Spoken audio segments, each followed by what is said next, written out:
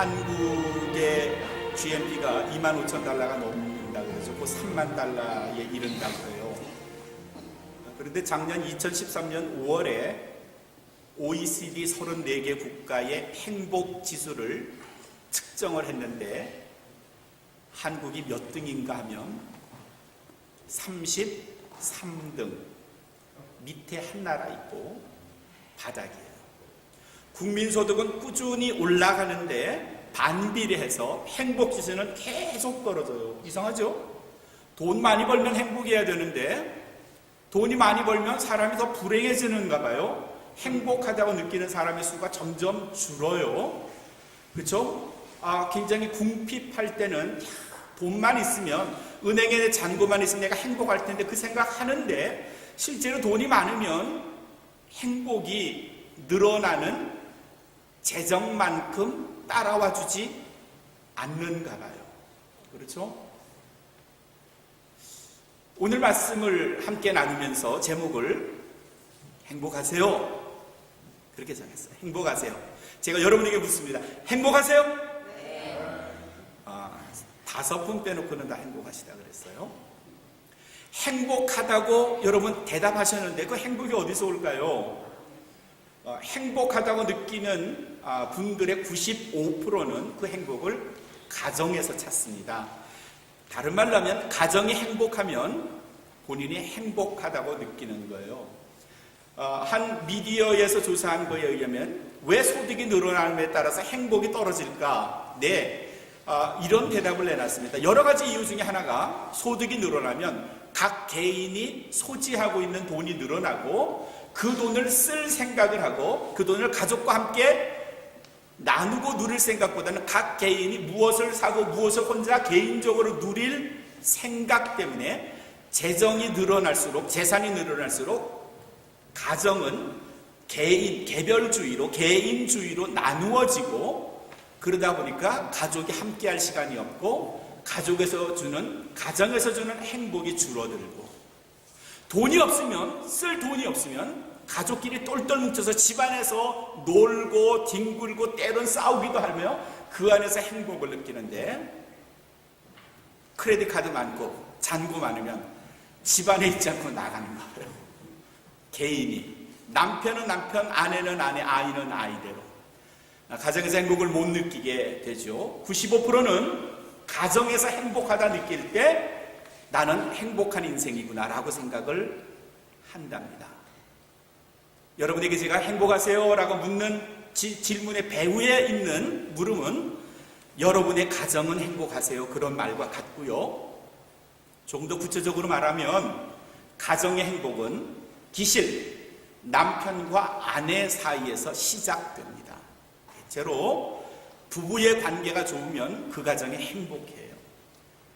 불행하다고 느낄 때는 분명 그 가정에는 남편과 아내, 아빠와 엄마 사이의 문제 때문에 당사자뿐만 아니라 자녀들까지도 불행하다고 느껴요.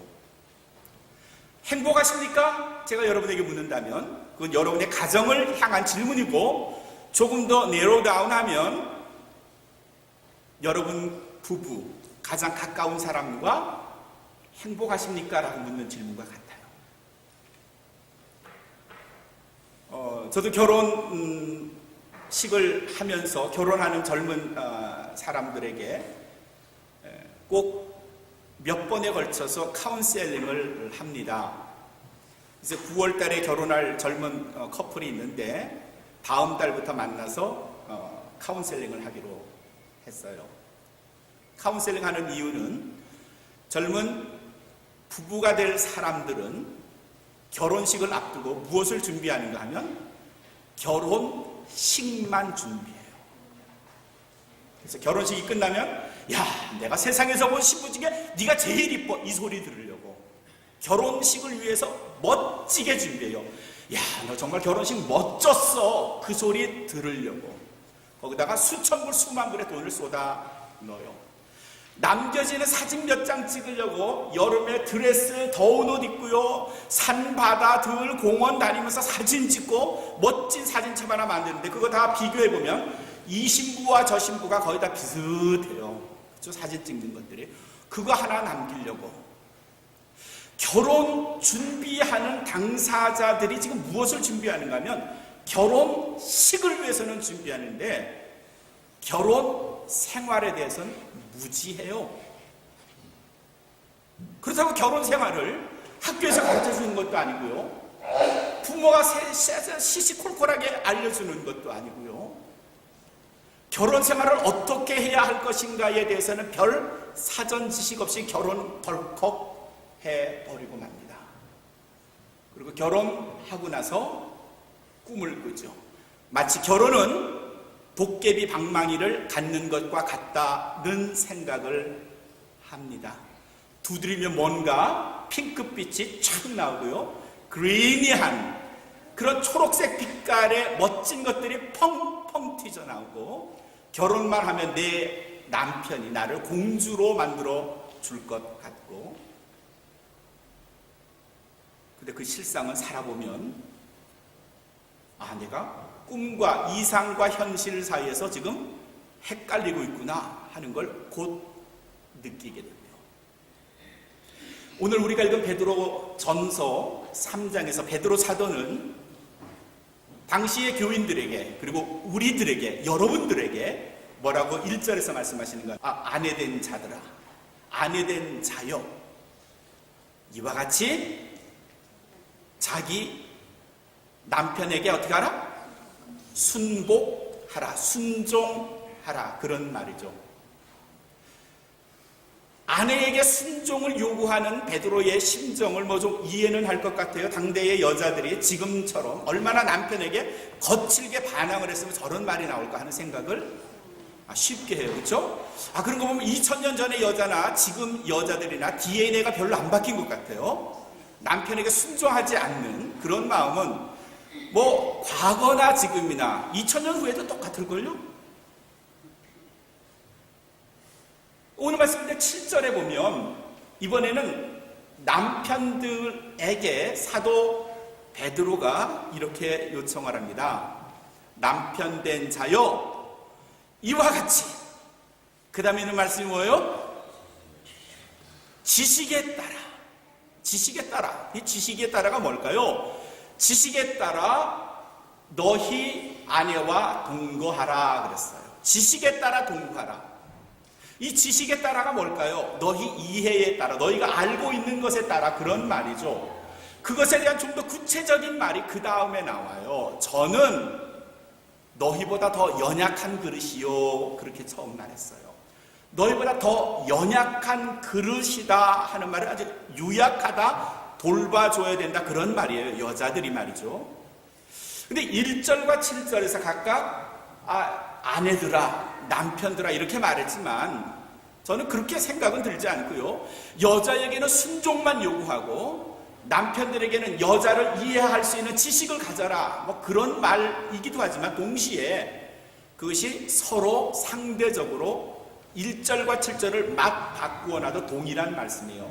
그냥 한마디로 남편과 아내여, 너희 모두가 서로를 좀 복종해라, 존중해줘라, 그리고 서로를 좀 보살펴줘라, 그런 말이에요. 그렇죠? 남편이 여자에게만 보살피라는 말이 아니고요, 여자도 동일하게 보살펴주라, 그런 말과 같아요. 베드로가 이런 말을 한 것은 당시에도 가정에 어려움이 있었기 때문이죠. 가정에 속한 사람들이 행복한 사람들도 있었겠지만 그렇지 않은 사람들도 꽤 많았다는 것을 반증하는 겁니다. 성경에서는 여자들에게 몇 번에 걸쳐서 남편에게 순종하라, 이것이 옳은 일이라 이렇게 말했지만 반드시 여자에게만 순종을 요구하는 건 아니고요, 남편도 동일하게 여자에게 순종할 필요가 있는 거죠. 그렇죠? 존중하는 겁니다. 아내의 말을 경청하는 겁니다. 상호간에 동일하게 적용되는 말씀이 1절과 7절의 말씀입니다. 동시에 여자도 남편을 돌봐줘야 할 의무를 남편이 여자에게 갖는 의무와 같이 가지고 있어요. 결혼의 가장 중요한 조건을 우리는 사랑, 그렇게 말합니다. 사랑하기 때문에 결혼했다. 다른 말로 하면 사랑하지 않는데 결혼하는 경우는 아주 극히 드물어요. 무슨 정치적인 이유 때문에, 어떤 이해관계 때문에. 과거에는 왕족들 간에, 나라 간에 결혼하는 일이 있었지만, 뭐 과거에 우리 시대에도 우리 선조들은 얼굴도 안 보고 부모들 간의 합의에 의해서 자녀를 결혼하는 일들이 있었지만, 근대에 와서는 사랑을 전제로 해서 결혼합니다. 사랑이 뭐냐? 뭐가 사랑입니까? 이렇게 말할 때에 좀 막연하다는 생각이 들어요. 사랑이 뭘까요? 뭐 때문에 결혼하죠? 그 사랑이라는 게 도대체 뭘까요? 보이지는 않는데, 만져지지도 않는데 그 사랑이 뭐죠? 이 사랑에 대해서 아주 멋지게 정의를 내린 분이 계세요. 예일대학교의 로버트 스턴버그라는 교수가 사랑에 대해서 정의를 내렸어요. 사랑은 뭐냐? 사랑은 세 가지다. 그래서 로버트 스턴버그의 Triangular Theory of Love, 사랑의 삼각형 이론, 뭐 이런 게 아주 굉장히 유명합니다. 인터넷 두드리면 로버트 스턴버그의 사랑의 삼각 이론이 무언가를 여러분들 금방 찾아내실 수 있을 거예요. 로버트 스턴버그는 처음에 사랑이 뭔가 하면 처음에는 passion, 정열이다 그렇게 말을 해요. 정열은 뭘까요?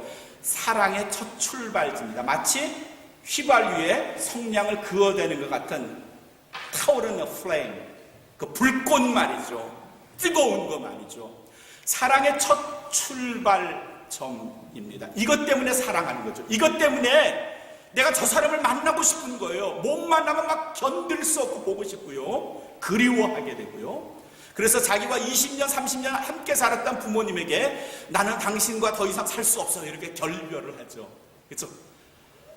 저 어릴 때는 나 평생 아빠와 살 거야 이랬던 소녀가 한 남자를 만나고부터 어느 날 아빠, 나 아빠를 떠나야 되겠어. 그렇죠? 엄마와 평생을 살겠다던 아들이 어느 날 엄마, 나 한 여자를 사랑하게 됐는데 아무래도 그 여자하고 결혼해야 될 것 같아. 이러면 엄마가 삐지죠. 자기만 좋아할 줄 알았던 아들이 어느 날 한 여자에게 빠진 것에 보고 은근히 부하더나. 그래서 엄마가 종종 짓궂게 아들에게 질문하죠. 너 만약에 나하고 네 여자친구하고 같이 물에 빠졌으면 너 누구 먼저 구할 거야? 난감하게 만들고. 정답이 뭡니까? 어떻게 대답하는 게 좋겠어요? 네? 박경수 집사님, 누굴 먼저 구해야 됩니까? 네? 수영 못하는 사람을 먼저 구한다. 한 2등 정도의 90점 정도의 대답은 되나 100점의 대답은 안 될 것 같아요. 제가 생각에는 100점짜리 대답은 이겁니다. 엄마가 묻는 거죠. 여자친구와 엄마가 먼저 물에 빠지면 누굴 먼저 구할게에 엄마도 자기 여자친구도 만족시킬 수 있을 만한 대답은 이쯤 하면 괜찮을 것 같아요. 엄마 구해야죠. 먼저 엄마에게 구명조끼를 딱 입혀드릴 거예요. 먼저가 중요해요. 엄마에게 먼저 구명조끼를 딱 입혀드릴게요. 그럼 엄마가 어떻게 해요? 좋아요. 그런 다음에 엄마는 물에 그냥 떠 계세요. 그러면 저는 얼른 여자친구 구해서 육지에 데려다 놓을게요. 엄마는 구명조끼 입고 혼자 헤엄쳐 나오세요. 열정이 엄마를 떠나게 하고 한 사람에게 빠져들게 합니다. 두 번째, 열정이 있은 다음에 그 다음에 점점 가까워져요. 난 저 사람하고 가까워지고 싶다. 더 자주 만나고 싶다. 마음을 터놓고 싶다. 내 고민을 이야기하고 싶다. 그에 대한 나의 생각을 말하고 싶다. 친밀감이라고 하죠. 가까워지는 거예요. 그렇죠? intimacy. 가까워지고 싶어 하는 마음. 내가 저 사람을 더 알고 싶어. 그리고 나도 저 사람에게 보여주고 싶어. 여기서 절대로 필요한 건 신의입니다. 믿음이에요. 상대에 대한 믿음이 있어야 서로 가까워질 수 있어요. 신의가 믿음이 가장 중요한 이 인티머시, 가까운 것에 가장 중요한 요소라면 그 반대는 뭔가 하면 상대를 무시하는 겁니다. 무시하는 거. 상대를 룩다운해서 얕잡아보고 상대의 말에 귀를 기울여 주지 않는 것, 이거는 상대를 친밀하게 느끼는 것에 가장 무서운 적이고, 두 번째 적이 뭔가 하면 불신이에요. 상대가 내게 거짓말한, 나를 속인 어떤 것은 절대로 가까워지게 하는데 제일 큰 장애물이 됩니다. 그리고 이건 오래가요. 오래가요. 열정이 있은 다음에 두 번째로 사랑에 빠지는 요소가 친밀함, 인티머스입니다. 세 번째 필요한 게 그거는 뭔가 하면은 상대에 대한 헌신이에요. 헌신, commitment, devotion. 내가 이 남자하고 정말 사랑하고 싶다. 저 남자를 만지고 싶고 내 걸로 갖고 싶고 가까워지고 싶다. 그래서 어느 날 결정을 합니다. 나 이 사람과 평생 같이 살 거야.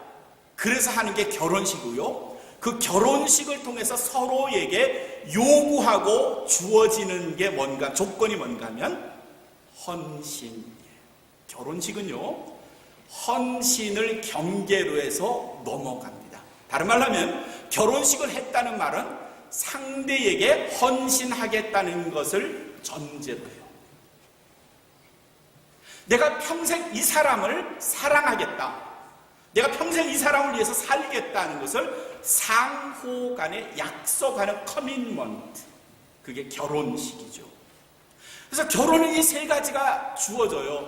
동기는 패션이고요. 점점 가까워지는 친밀함이 필요하고요. 마지막 세 번째, 결혼하겠다는 마음을 가지면요, 커밋먼트, 헌신이에요.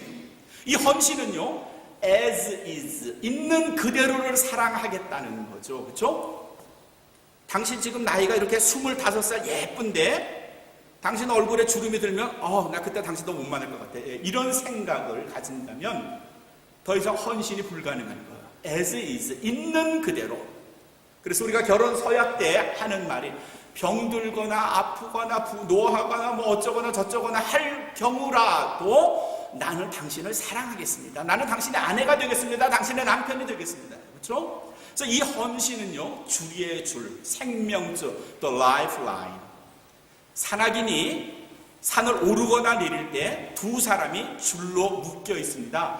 한 사람이 크레바스라는 깊은 눈 속에 빠지면, 절벽에 빠지면 다른 한 사람이 그 라이프라인을 끄집어낼 수 있도록 생명줄로 묶여 있죠. 근데 상대가 깊은 크레바스에 빠졌다고 그 줄 싹둑 잘라내면 자기는 살 수 있지만 상대는 죽는 거죠.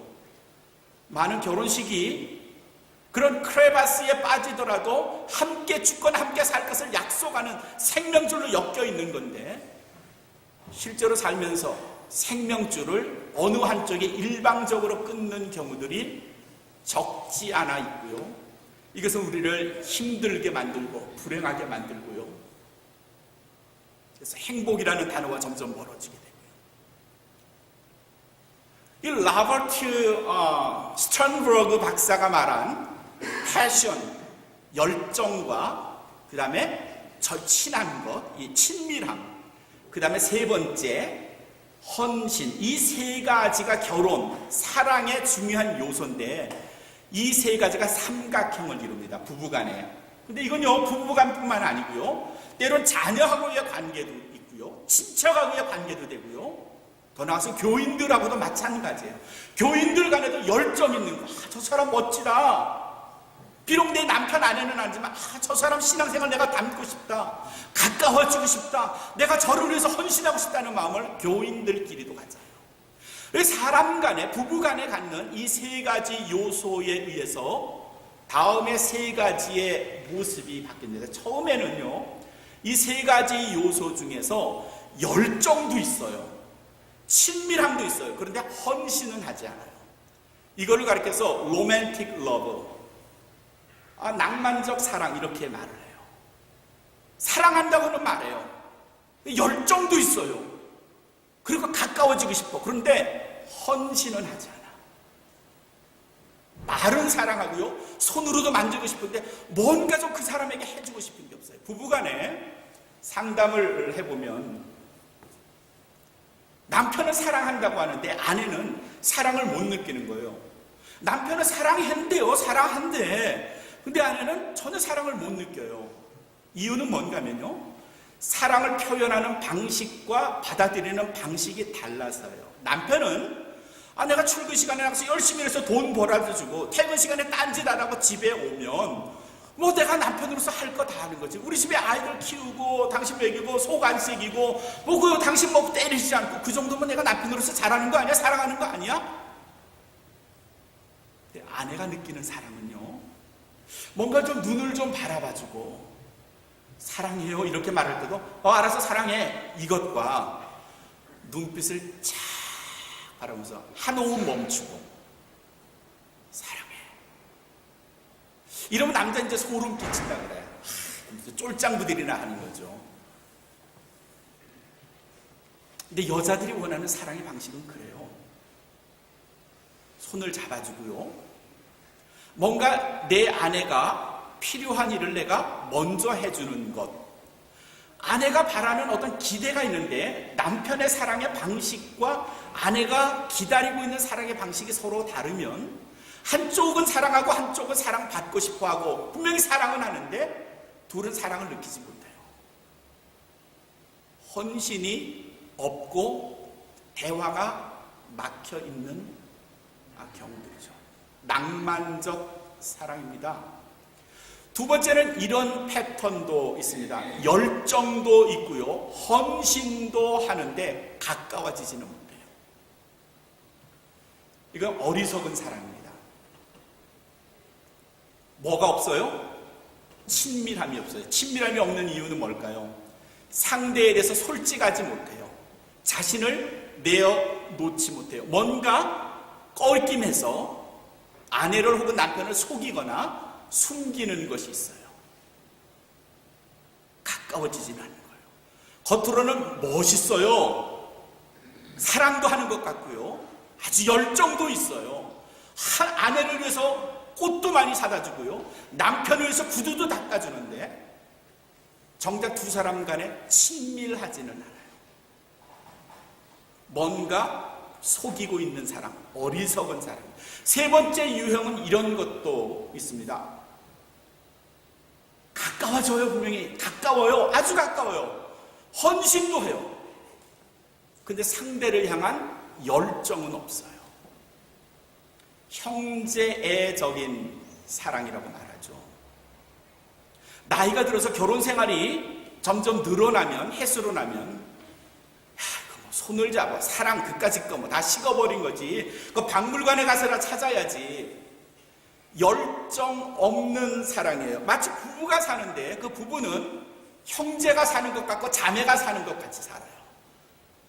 아내를 봐도 남편을 봐도 별 이성 간의 감정을 못 느껴요. 그냥 사는 거야. 뭐 결혼 생활 내가 30년 40년인데 뭐 새삼스럽게 내가 당신을 보고 눈이 번쩍 뜨지고 가슴이 콩당콩당해지고 뭐 이래야 돼? 이런 변명으로 무디어진 자신의 열정에 두꺼운 껍질로 뒤집어 씌우는 거죠. 불완전한 사랑입니다. 열정이 부족해도, 친밀함이 부족해도, 헌신이 부족해도 여전히 부족한 겁니다. 여러분들은 이 세 가지 중에 어떤 유형의 사랑에 있습니까? 여러분 스스로 한번 진단해 보시죠. 나는 남편에 대해서, 나는 아내에 대해서 지금 뭐가 빠지지? 열정이 빠지나? 친밀함이 빠지나? 헌신이 빠지나? 뭐가 빠집니까? 어떤 땐 세 개가 다 완벽하게 이룰 때도 있지만 어떤 건 어느 한쪽이 너무 없는 것, 그런 거 느끼지 않아요? 내 아내지만 난 전혀 가까워진 것, 그런 느낌이 없어. 내 아내를 봐도 마치 나무 토막을 보는 것 같은 뭐 이런 느낌을 가지신다면 뭔가 우리는 사랑에서 상당히 중요한 요소 하나가 빠진 채 살아가고 있는 겁니다. 말은 그럴듯하게 하는데 상대의 배우자에 대한 헌신 없이 살아간다면 역시 절름발이 사랑을, 결혼 생활을 하고 있는 거고요. 그 안에서 굳이 사랑을 찾기가 무지 어려워요. 행복하다고 느끼기도 쉽지 않아요. 부부간만 그런 게 아니고요, 자녀와의 사이에서도 자녀를 향한 열정과 친밀함과 헌신이 빠진다면, 어느 한쪽에 빠진다면 여전히 뭔가 뒤뚱거리는 모습으로 우리는 인생을 사는 거고요. 그렇다면 완벽한, 보다 나은 행복을 위한 사랑의 모습은 뭘까요? 내 세계가 온전한 모양의 정삼각형을 이룬다면 훨씬 건강한 사랑의 주인공이 되는 겁니다. 다른 말로 건강한 사랑의 주인공이라는 말은요, 행복을 소유할 수 있다는 겁니다. 오늘 베드로가 7절에서 저는 더 연약한 그릇이다라고 말한 건요, 상대에 대한 우리의 배려, 보살핀 사랑을 말하는 거예요. 그건요, 남편 된 자들은 너희 아내가 약하다고 말했지만요, 나이 들어서 혹은 다른 사고로 남편이 먼저 몸이 불편하면 그 남편은 여자보다 더 연약한 그릇이에요. 아이가 더 넘어지면 건장한 청년이라도 내가 그를 보살펴주면 그는 더 연약한 그릇이에요.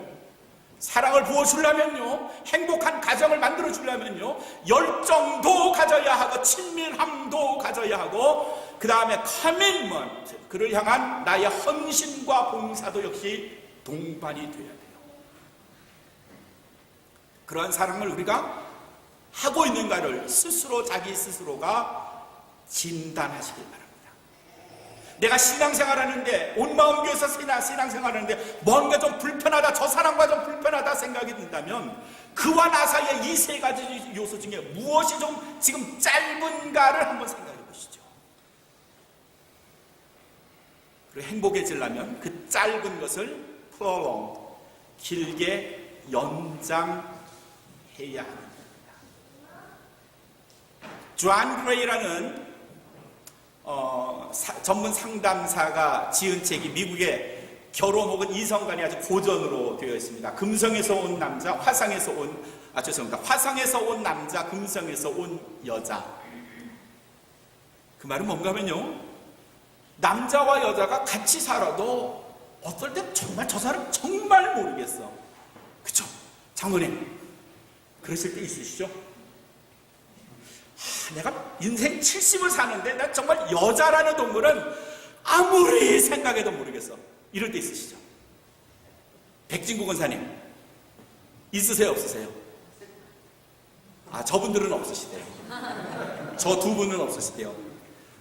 백진구 권사님, 백병성 권사님 친밀하기 위해서는 가까이 앉으세요. 가까이.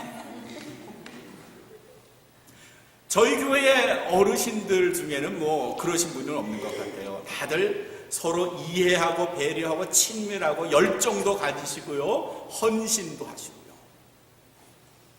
근데 그게 행복을 가져주는 거예요.